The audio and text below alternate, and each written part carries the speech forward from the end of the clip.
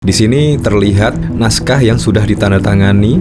Di sini terlihat Pak Prabowo ya melempar. Kemungkinan di sini ada meja ya. Seharusnya kan ada ajudan lah, ada wakil dari Pak Prabowo di sebelahnya menerima naskah tersebut.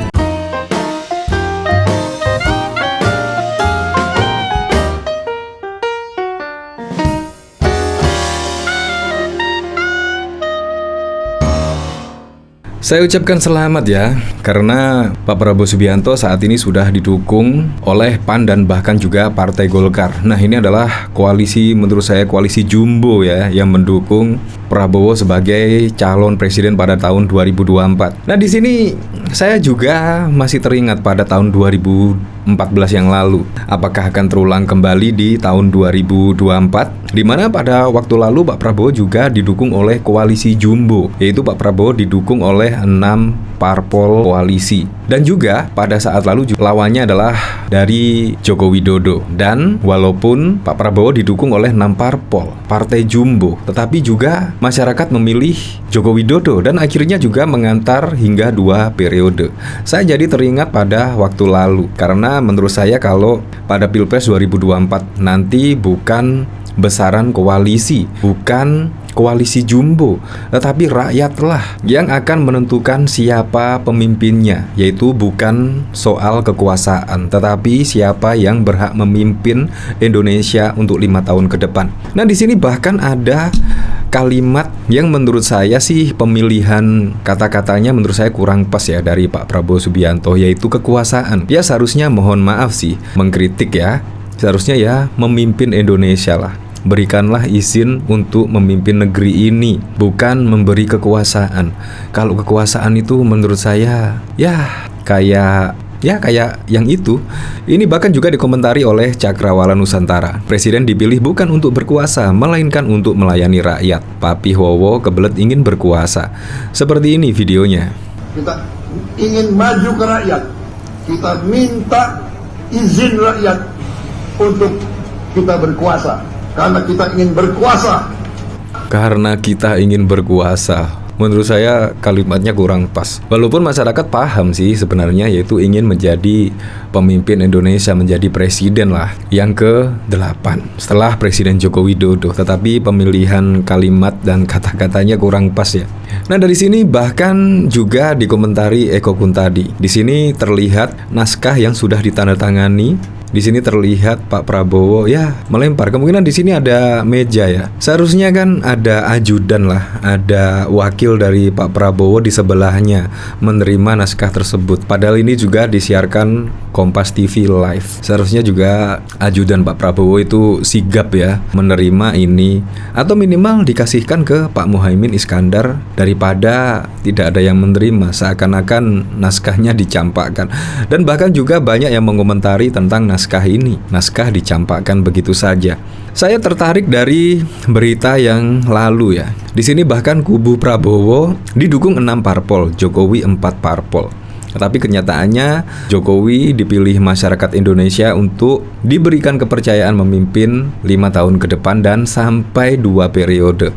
Memang suara di sini yang menentukan adalah suara rakyat ya. Jadi bukan koalisi parpol sebanyak-banyaknya, bukan itu, tetapi masyarakat yang memilih pada tahun 2024 nanti. Di sini peta pertarungan 2 pasangan calon presiden antara Joko Widodo, Yusuf Kala versus Prabowo Subianto, Hatta Rajasa. Sudah jelas, di atas kertas kubu Prabowo mendapatkan dukungan lebih besar, yakni 48,93% suara dari 6 partai politik pengusung, dan kubu Jokowi hanya bermodalkan 39,7% suara dari 4 parpol pengusung. Dukungan terhadap kubu Gerindra kemungkinan bertambah lagi melihat gelagat pertemuan antara Ketua Umum Partai Demokrat Susilo Bambang Yudhoyono dengan Capres Prabowo Subianto dan Cawapres Hatta Rajasa di Cikeas pada Senin malam. Pertemuan itu berlangsung sekitar pukul 20 hingga 21.30.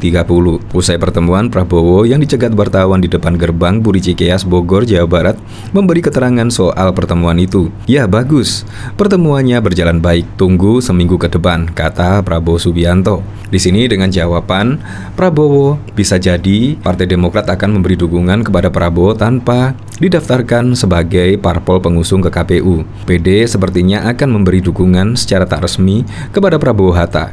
koalisi Partai Gerindra baru akan mendaftarkan pasangan Capres-Cawapres ke Komisi Pemilihan Umum KPU hari ini pada Selasa 20 Mei yang lalu. Tetapi di sini terbukti kan, walaupun Pak Prabowo didukung oleh koalisi jumbo yaitu 6 parpol dan di situ mendapatkan suara yang besar yakni 48,93%, hampir 49% loh total suara. Tetapi di sini Presiden Joko Widodo pada tahun 2024 didukung yang hanya 38% suara nasional, tetapi juga bisa memenangkan Pilpres 2014. Jadi kemungkinan besok akan terulang lagi seperti ini ya, dari yang saat ini juga sudah mendukung Pak Prabowo Subianto yaitu Golkar dan bahkan PAN.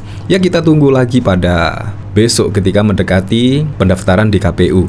Nah, di sini saya penasaran ya dari komentar-komentar dari para netizen di sini. Di sini dari Gomaurus Budiat. Nah, Ganjar dikepung 2 capres yang rekam jejaknya. Doaku agar Pak Ganjar jadi presiden karena hanya Pak Ganjar yang memiliki rekam jejak yang mumpuni dan dapat meneruskan program-program Pak Jokowi. Nah, di sini plot twist. Tahu-tahu Prabowo bersama Puan Maharani dan pada akhirnya Prabowo versus Anies. Ganjar pollingnya nggak naik-naik dan PDI pun cabut dukungan pada Ganjar. Dan Ganjar pun layu sebelum berkembang dan gugurlah pahlawan sebelum jadi pahlawan. Besok orang-orangnya yang dia banting. Buser ante asing kejang-kejang Prabowo Presiden 2024. Bau cendanya, kekerasan, perampokan, penculikan semakin kecium ya. Ya kita buktikanlah pada Pilpres 2024 siapa yang berhak akan meneruskan estafet kepemimpinan dari Presiden Joko Widodo. Entah itu Ganjar, entah itu Prabowo, entah itu Anies Baswedan. Yang penting pada tahun 2024 besok pemilunya berjalan dengan damai, berjalan dengan aman, dan berjalan dengan lancar. Ya semua harapannya seperti itu. Siapapun presidennya sih ya harus kita terima dengan lapang dada walaupun kita beda dukungan. Apapun misalkan besok yang menang adalah Prabowo, entah itu Anies, entah itu Ganjar, seharusnya kita harus lapang dada.